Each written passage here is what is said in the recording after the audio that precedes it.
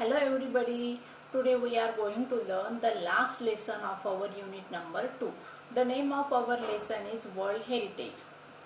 In this lesson we are going to learn some sites that are naturally and culturally important to the human society.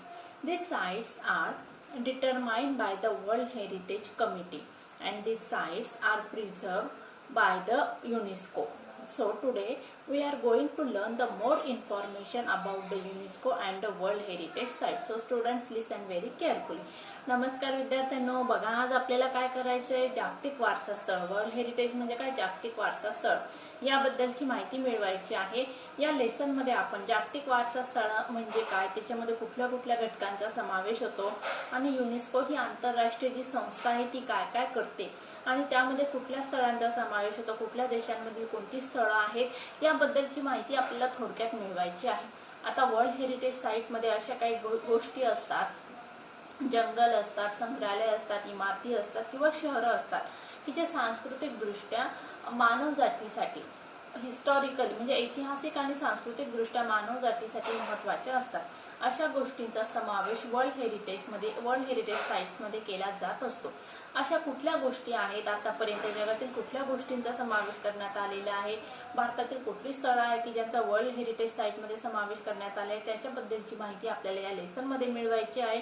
चला तर मग सगळ्यांनी पुस्तकं open करायची आहेत, आपल्याला लेसन सुरू करायचं आहे.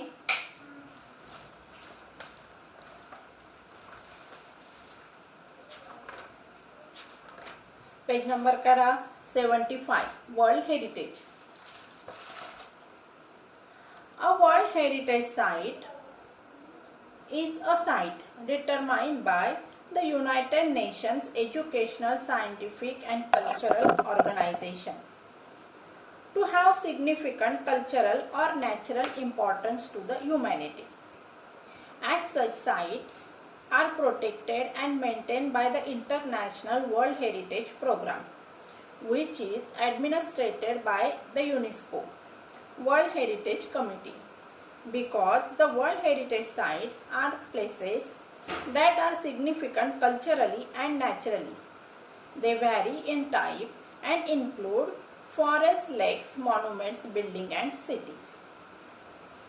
बघा विद्यार्थ्यांनो, आजचा आपला लेसन हे इतर लेसन पेक्षा जरा वेगळा आहे. यामध्ये आपल्याला जनरल नॉलेज मध्ये वाढ होणार आहे आणि ते आपल्यासाठी अतिशय महत्त्वाचं आहे.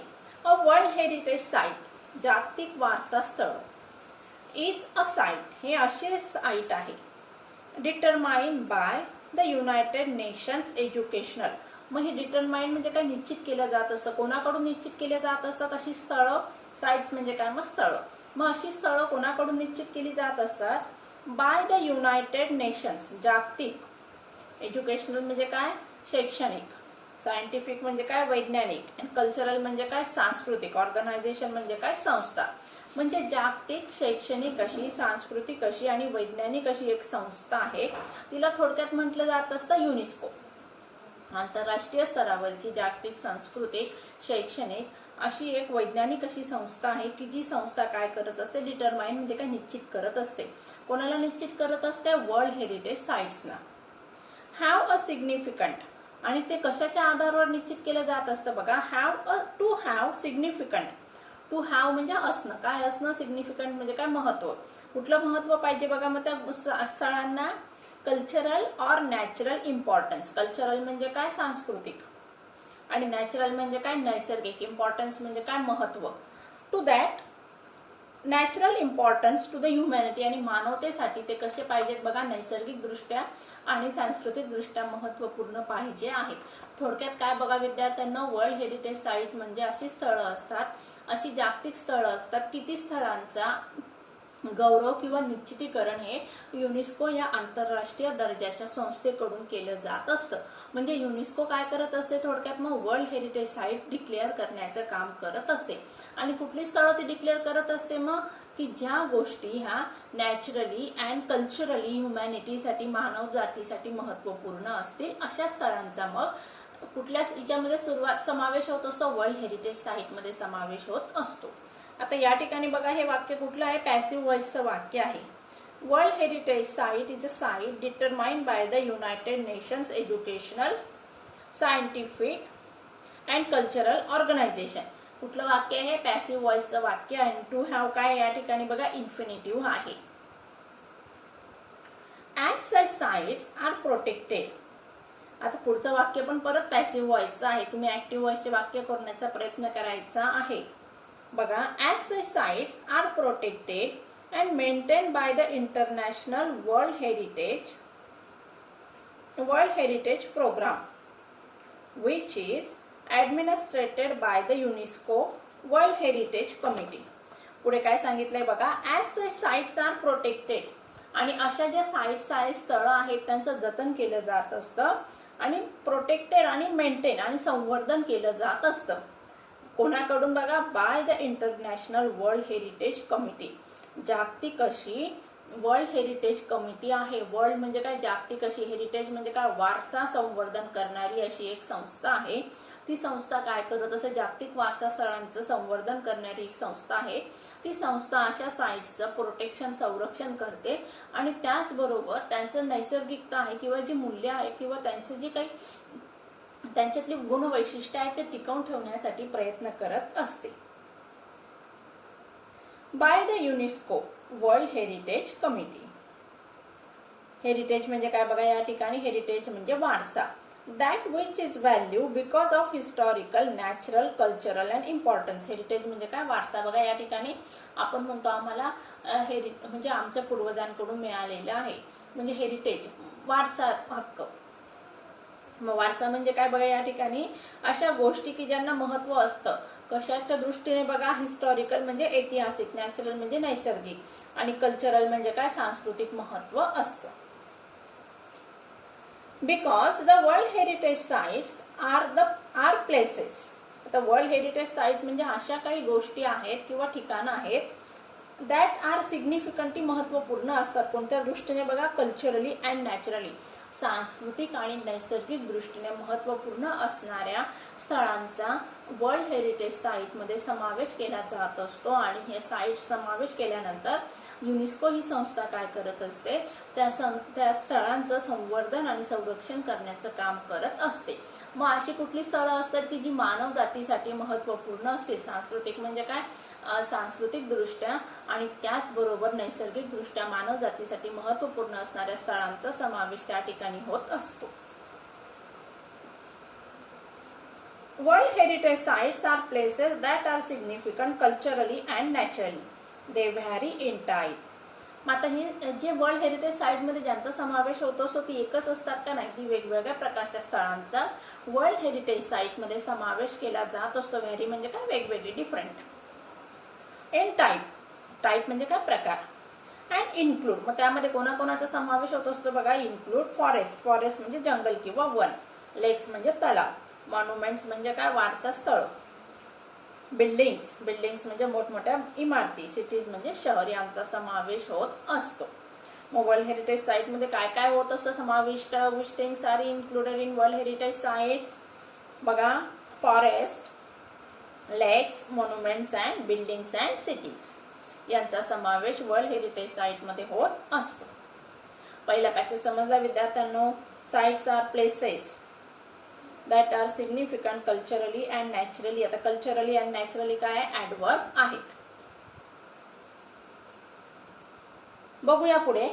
म्हणजे पहिला पॅसेज तुम्हाला समजला असेल. पहिल्या पॅसेज मध्ये आपल्याला काय इन्फॉर्मेशन दिलेली आहे? वर्ल्ड हेरिटेज बद्दल सांगितलेलं आहे. जे वर्ल्ड हेरिटेज म्हणजे काय? जागतिक वारसा स्थळ. यामध्ये कुठल्या कुठल्या गोष्टींचा समावेश होत असतो? मग जी गोष्ट मानव जातीसाठी महत्वपूर्ण आहे सांस्कृतिक दृष्ट्या आणि नैसर्गिक दृष्ट्या. आणि या महत्वपूर्ण स्थळांमध्ये कुठल्या घटकांचा समावेश होतो? मग तर त्यामध्ये वनांचा समावेश होतो. मोठमोठ्या बिल्डिंग्स असतात किंवा शहरं असतात. यांचा समावेश वर्ल्ड हेरिटेज साइट मध्ये होत असतो. आणि या स्थळांना नामांकन देण्याचं काम कोणाकडून होत असतं? तर युनेस्को कडून या स्थळांची यादी तयार केली जात असते. आणि मग वर्ल्ड हेरिटेज साइट काय करत असते? युनेस्को काय करत असते? मग या स्थळांचं संरक्षण आणि संवर्धन करण्याचं काम करत असते. बघूया पुढे. World heritage sites can also be a combination of both cultural and natural areas. पुढे काय सांगितलंय बघा? वर्ल्ड हेरिटेज साइट, जागतिक वारसा स्थळ, हे कशाचं कॉम्बिनेशन म्हणजे काय? एकत्रीकरण असणार आहे. मग both cultural and natural areas. Cultural म्हणजे काय सांस्कृतिक आणि नॅचरल म्हणजे काय नैसर्गिक. म्हणजे मानवाकडून निर्माण करण्यात आलेल्या आणि नैसर्गिक अशा घटकांचा समावेश वर्ल्ड हेरिटेज साईट मध्ये होत असतो. आता नैसर्गिक म्हणजे काय, निसर्गाकडून निर्माण करण्यात आलेल्या, आणि कल्चरल म्हणजे काय, मानवाकडून निर्माण करण्यात आलेल्या सांस्कृतिक अशा गोष्टी. फॉर एक्झाम्पल, आता या ठिकाणी आपल्याला नैसर्गिक आणि कल्चरल या गोष्टींमध्ये डिफरन्स करून दिलेला आहे. बघा काय सांगितलेलं आहे मग. Mount Huangshan in China is a site with the significance to human culture because it played a role in the historical Chinese art and literature. The mountain is also significant because of its physical landscape. बघा आता काय सांगितलेलं आहे. मग या ठिकाणी एक site आहे की जिचा समावेश नॅचरल अँड कल्चरल अशा साईट मध्ये करण्यात आलेला आहे. म्हणजे या गोष्टीला नैसर्गिक आणि सांस्कृतिक महत्व आहे. एक्झाम्पल काय दिले बघा. मग या ठिकाणी माउंट हुंगशान याचं एक्झाम्पल दिलेलं आहे. आता माउंट हुंगशान कुठं आहे, मग चायनामध्ये आहे. मग या ठिकाणी ही असे स्थळ आहे माउंट हुंगशान हे की जे चायनामध्ये आहे.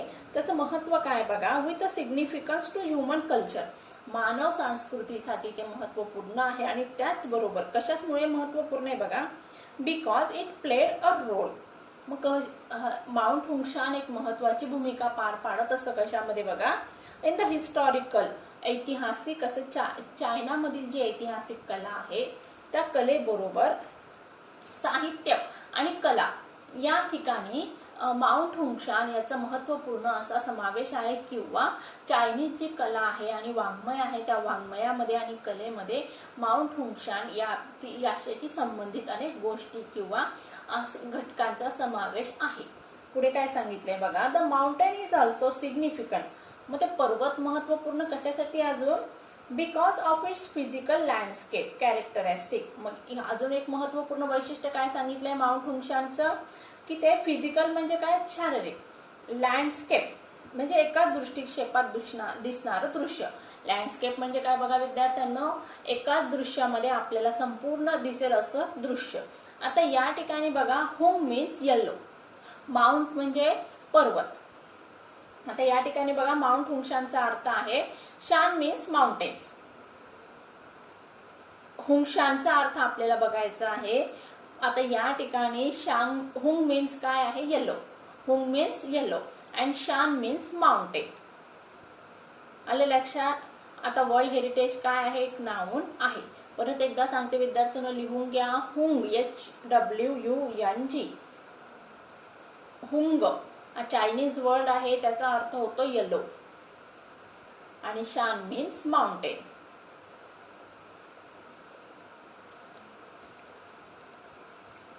मग आता या ठिकाणी सेकंड पॅसेज मध्ये आपल्याला काय सांगितलेले विद्यार्थ्यांनो की अशा कुठल्या गोष्टी आहे की ज्या सांस्कृतिक आणि नैसर्गिक असतात आणि त्या महत्वपूर्ण असतात. मग या ठिकाणी एक एक्झाम्पल दिलेलं आहे. चायनामध्ये असलेला माउंट हुंगशान हा एक पर्वत आहे की ज्याला या ठिकाणी चायनीज लिटरेचरमध्ये आणि त्याचबरोबर आर्टमध्ये म्हणजे कलाकार त्यांच्या पेंटिंगमध्ये या पर्वताचे चित्र काढत असतात आणि याच्याशी या पर्वताशी रिलेटेड वेगवेगळ्या गोष्टी चायनीज साहित्यामध्ये आपल्याला सापडत असतात. आणि त्याचबरोबर आता नैसर्गिक कसं महत्व आहे, हा पर्वत इतका सुंदर आहे की तो बघण्यासाठी लांबून लांबून लोक येत असतात. म्हणजेच मग या ठिकाणी naturally as well as culturally that place is very important. Which place? Mount Hungshan in China. History of the World Heritage Site. आता वर्ल्ड हेरिटेज साइटचा इतिहास आपल्याला बघायचा आहे.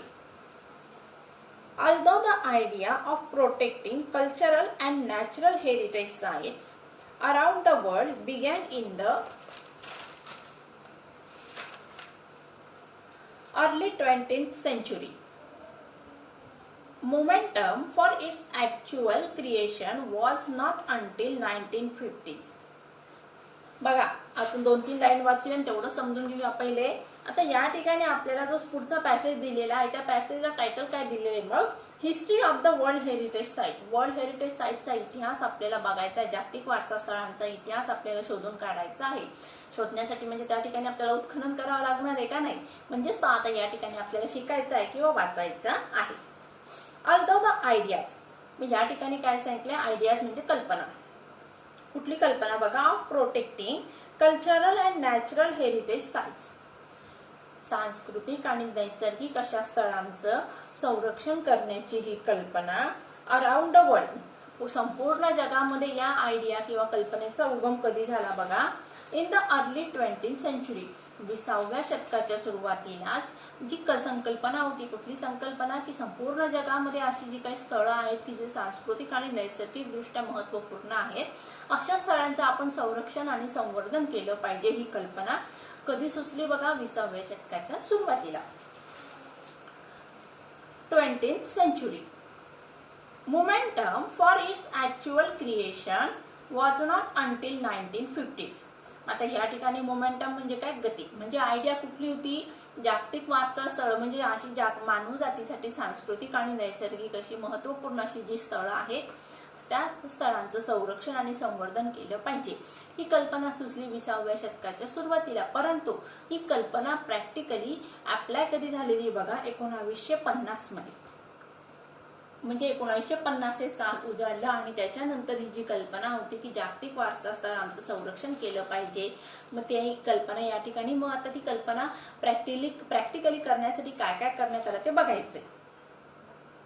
In 1954 Egypt started plans to build the Aswan High Dam to collect and control water from the Nile River.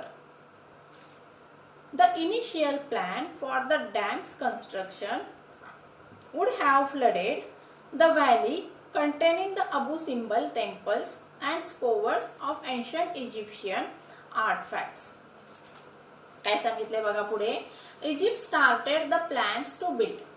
Egypt या देशाने काय केलं, सुरुवात केलेली आहे कशासाठी बघा, to build Aswan high dam. Aswan नावाचा मोठा धरण प्रकल्प म्हणजे आसवान नदीवर त्यांना काय करायचं, तो मोठं धरण बांधायचं होतं. कधी बघा, 1954 मध्ये. To collect and control the water from the Nile river. आता इजिप्त देशामध्ये वाहणारी जी नदी आहे नाईल नदी, तिला इजिप्तमध्ये भरपूर प्रमाणात त्या ठिकाणी पाणी प्रवाह ती संपूर्ण देशामध्ये करत असते आणि मग या नदीवर कंट्रोल म्हणजे नियंत्रण मिळवण्यासाठी किंवा या नदीचं पाणी साचून ठेवण्यासाठी इजिप्त या देशाने काय ठरवलं तर आसवान नावाचा प्रकल्प किंवा धरण त्या ठिकाणी बांधायचं. The initial plan for the dams construction would have flooded the valley. सुरुवातीला जर योजना बनवण्यात आली किंवा स्ट्रक्चर करण्यात आलं कशाचं बघा, डॅम बांधण्यासाठी जे काही आराखडा करण्यात आलेला होता त्या आराखड्यानुसार काय होणार होतं बघा, would have flooded the valley. मग व्हॅली म्हणजे काय, त्या ठिकाणी जी काही दरी होती ती दरी, फ्लडेड म्हणजे काय, प्रवाहाबरोबर वाहून जाणार होती. The Abu Simbel temples and the scope. मग या ठिकाणी काय होणार होतं बघा, हे जे धरण बांधण्यात येणार होतं नाईल नदीवरचं आसवान धरण बांधण्यात येणार होतं आणि त्या धरणामुळे दोन गोष्टींना फटका बसणार होता. पहिली गोष्ट कुठली होती बघा, त्या ठिकाणी काय होणार होतं बघा, dam would have flooded the valley. आता व्हॅली म्हणजे दरीच वाहून जाणार होती. त्या दरीमध्ये काय होतं बघा, अबू सिम्बेल टेम्पल्स होते. त्या दरीमध्ये सुंदर अशी मंदिरं होती आणि ती मंदिरं मग या म्हणजे धरण बांधल्यानंतर त्या धरणाचं जे पाणी समजा जास्त झाल्यानंतर त्या पाण्याच्या प्रवाहाला पण जर त्या धरणामध्ये पूर आला किंवा पाणी सोडण्यात आलं धरणाला तर त्या धरणाच्या पाण्यामध्ये अबू सिम्बल हे टेम्पल्स काय होणार होते, वाहून जाणार होते. And scores of ancient Egyptian artefact. Scores म्हणजे काय, प्लेंटी ऑफ, भरपूर अशी प्राचीन अशी इजिप्शियन आर्टफॅक्ट्स म्हणजे काय बघा, या ठिकाणी दिलेलं आहे any objects made by human being. म्हणजेच या ठिकाणी बघा भरपूर अशी मानव निर्मित अशी नैसर्गिक अशी मानव निर्मित अशी सांस्कृतिक अशी स्थळं वाहून जाणार होती. म्हणजेच बघा या ठिकाणी विद्यार्थ्यांनो इजिप्त या देशाने काय केलं, एक योजना तयार केली. कुठली योजना तयार केली, आसवान धरण बांधण्याचं त्यांनी ठरवलं. मग आसवान धरण त्यांना कुठल्या नदीवर बांधायचं होतं, नाईल नदीवर. मग हे धरण बांधण्याचा आराखडा तयार करण्यात आला. पण हा आराखडा तयार केल्यानंतर काय होणार होतं बघा, हे धरण बांधल्यानंतर या धरणाच्या पाण्यामध्ये काय होणार होतं, व्हॅली होती आणि त्या व्हॅली म्हणजे दरी होती आणि त्या दरीच्या आजूबाजूचा जो परिसर होता तो पुरामध्ये वाहून जाणार होता. म्हणजेच मग या दरीच्या आजूबाजूचा परिसर म्हणजे काय, अबू सिम्बल टेम्पल या ठिकाणी होते.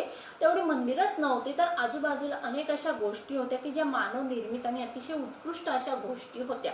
मग या सगळ्या गोष्टी या धरणाच्या प्रकल्पामुळे किंवा धरण बांधल्यामुळे या गोष्टींचं नुकसान होणार होतं. To protect temples and artifacts, UNESCO launched an international campaign in 1959 that called for the dismantling and movements of the temples to higher ground. आता या ठिकाणी बघा युनेस्को म्हणजे काय, आंतरराष्ट्रीय स्तरावरची जी संस्था आहे त्या संस्थेने काय केलं बघा, मग to protect the temples and artefacts, मग त्या म्हणजे आसवान धरणाच्या प्रकल्पाअंतर्गत येणारे जे काही अबू सिम्बल टेम्पल होते आणि बाकीची जी काही स्थळं होती त्या स्थळांचं संरक्षण करण्याचं युनेस्कोने ठरवलं. मग त्यासाठी त्यांनी काय केलेलं आहे, त्यांनी एक मोहीम आखलेली आहे. आणि कधी आखली बघा त्यांनी ती मोहीम 1959 मध्ये, 1954 मध्ये त्यांनी चीन इजिप्तने काय केलेलं आहे, या ठिकाणी प्रकल्प बांधण्यासाठी आराखडा तयार केलेला आहे. आणि 1959 मध्ये मग युनेस्कोने काय केलं, तर या प्रकल्पाच्या अंतर्गत ज्या गोष्टी नष्ट होणार होत्या ते वाचवण्यासाठी काय काय नष्ट होणार होतं, अबू सिम्बल टेम्पल्स आणि अजून काही गोष्टी. मग त्यासाठी युनेस्कोने काय केले, जागतिक वारसा स्थळांचे संरक्षण करणारी जी संस्था होती तिने काय केलेलं, एक मोहीम आखलेली आहे. टू हायर डिसमॅन्टलिंग, डिसमॅन्टलिंग म्हणजे काय, डिसअसेंबलिंग किंवा पुलिंग डाऊन, विखुरणे म्हणजे वरती जी काही स्थळं होती ती आपण काय करायची आहेत, and movements of the temples to a higher ground, म्हणजेच ती अबू सिम्बल टेम्पल आणि इतर जी काही स्थळं होती ती स्थळं त्या ठिकाणून काढून दुसऱ्या सुरक्षित ठिकाणी किंवा दुसरं असं जे ठिकाण असेल की जे सेफ असेल त्या ठिकाणी ते मंदिरं हलवण्याचं युनेस्कोने ठरवलं. The project cost and estimated $80 million, $80 million and $40 million of which came from 50 different countries. आता या ठिकाणी बघा युनेस्कोने जरी ठरवलं की आपण ती टेम्पल दुसरीकडे नेऊया आणि दुसरीकडे त्यांचं संरक्षण आणि संवर्धन करूया, पण यासाठी त्यांना भरपूर प्रमाणात खर्च येणार होता. खर्च किती येणार होता बघा, $80 मिलियन एवढा खर्च येणार होता. आणि या $80 मिलियन खर्चाच्या बदल्यात संपूर्ण देशामधून म्हणजे जागतिक स्तरावर जगातील जे वेगवेगळे देश आहेत त्या देशांकडून युनेस्कोला मदत मिळणार होती. आणि ती मदत किती होती बघा, $40 मिलियन एवढी मदत युनेस्कोला मिळणार होती. म्हणजेच मग बाकीच्या मदतीचा तुटवडा पडत होता. Because of the project success, UNESCO and the International Council on Monuments and Sites initiated a draft convention to create an international organization responsible for protecting cultural heritage. पुढे काय सांगितले बघा, because of the project success म्हणजे युनेस्कोने काय ठरवलं, मग आसवान धरण बांधत असताना, नाईल नदीवर धरण बांधत असताना त्या धरणाच्या अंतर्गत ज्या गोष्टींचं नुकसान होणार होतं, कुठल्या गोष्टी होत्या बघा, अबू सिम्बल टेम्पल्स आणि त्याचबरोबर इतर काही आर्टफॅक्ट्स होती त्या स्थळांचं संरक्षण करायचं. त्यासाठी युनेस्कोने काय केलं, एक मोहीम राबवलेली आहे. कधी 1959 मध्ये. आणि युनेस्कोने या ठिकाणी मोहीम राबवून थांबली का, तर नाही. मग त्या ठिकाणी युनेस्कोने अजून काय केलं बघा, त्या म्हणजे जी मंदिरं होती त्यांचं त्या ठिकाणून काढून दुसऱ्या ठिकाणी ती मंदिरं उभं करण्याचं ठरवलं. मग त्यासाठी त्यांनी काय केलं, $80 मिलियन एवढा खर्च येणार होता. मग हा $80 मिलियन खर्च त्यांनी संपूर्ण जगातील देश होते त्यांनी युनेस्कोला मदत केलेली आहे. आणि त्यानंतर मग ते मंदिरं यांचं संरक्षण आणि संवर्धन करण्यात आलं. काय सांगितलं बघा, because of the project success म्हणजे युनेस्कोने जो काही प्रोजेक्ट तयार केला त्याला यश मिळालं. UNESCO and the international council on monuments and sites. आता या ठिकाणी युनेस्को आणि त्याचबरोबर अजून एक संस्था आहे बघा, इंटरनॅशनल म्हणजे आंतरराष्ट्रीय संस्था. कुठली बघा, ऑन मॉन्युमेंट्स. मॉन्युमेंट्स म्हणजे काय, जागतिक वारसा स्थळ आणि अशा काही ठिकाणं आहेत, साइट्स. इनिशिएटेड म्हणजे काय, स्टार्ट किंवा began a draft convention to create and information. मग या ठिकाणी बघा युनेस्कोच्या मदतीला अजून एक संस्था आलेली आहे. ती संस्था कुठली आहे बघा, इंटरनॅशनल काउन्सिल ऑन मॉन्युमेंट. मग त्यांनी काय केलं बघा, त्यांनी एक क्रिएट अँड इंटरनॅशनल ऑर्गनायझेशन, त्यांनी परत अजून एक आंतरराष्ट्रीय स्तरावर एक ऑर्गनायझेशन तयार केलेली आहे. आणि त्या संस्थेची जबाबदारी काय होती बघा, फॉर प्रोटेक्टिंग कल्चरल हेरिटेज. मग त्या संस्थेची जबाबदारी होती जागतिक वारसा स्थळांचं संरक्षण करायचं. म्हणजेच युनेस्को आपल्या प्रयत्नांमध्ये अपुरी पडत होती किंवा युनेस्कोला मदत करण्यासाठी एक संस्था मदतीला धावून आली. कुठली संस्था होती बघा, ती इंटरनॅशनल काउन्सिल ऑन मॉन्युमेंट्स. आणि या दोघं तसंच युनेस्को आणि इंटरनॅशनल काउन्सिल ऑन मॉन्युमेंट्स या दोघांनी मिळून एक तिसरी संस्था स्थापन केली आणि ती कशासाठी जबाबदार होती, संस्थेचं कार्य काय होतं बघा. मग अशा जागतिक वारसा स्थळांचं काय करायचं, संवर्धन प्रोटेक्शन करायचं, त्या वाचवायच्या आहेत. अशा प्रकारे विद्यार्थ्यांना आज आपण वर्ल्ड हेरिटेज साईट नावाचा लेसन सुरू केलेला आहे. त्यातले 2 ते 3 पॅसेज बघितले. I hope all of you understand these 3 passage very nicely. So take care and good bye.